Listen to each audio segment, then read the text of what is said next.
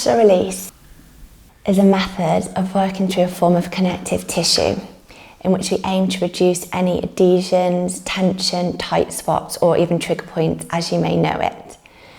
So the fascia envelopes all our muscles, bones, organs, ligaments, tendons. So if you imagine, for example, the thigh muscle as a jar of spaghetti and it's enveloped in fascia, if you imagine the groups of spaghetti strands together, the fascia envelopes all the muscle bundles. If you then individually take those spaghetti strands into the fibres, they're wrapped in the fascia. And even when we cut the spaghetti in half, if you like, the actin and myosin, those proteins, all covered in fascia.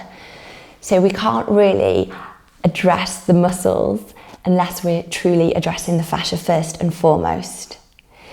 So fascia release, we aim to allow a gliding effect, slightly different to the muscles. The muscles stretch, fascia glides. Fascia release is a method of unsticking or de-sticking the tissues within your own body, and we can do this through a variety of ways. It can be done hands-on, manually, if you're going for fascial therapy treatments with a professional. You can actually do this in partner work using the fascia release balls if you'd like a little bit more release. But we can also fascia release, known as myofascial, so it's basically almost like a self-massage for ourselves. And we use a variety of methods, rolling with the fibres and the fascia to help release, unwind, unstick. Because the fascia, if you think about it, is almost like a cling film. It's that transparent substance. And if you imagine when cling film gets stuck together, it's quite difficult to unstick. And this is what happens to our body habitually if we're sat in fixed postures, or it might be through at a desk, it could be driving. It might even be through a sport, a repetition of movement. For example, tennis players, you've got a dominant side. This often happens in racket sports.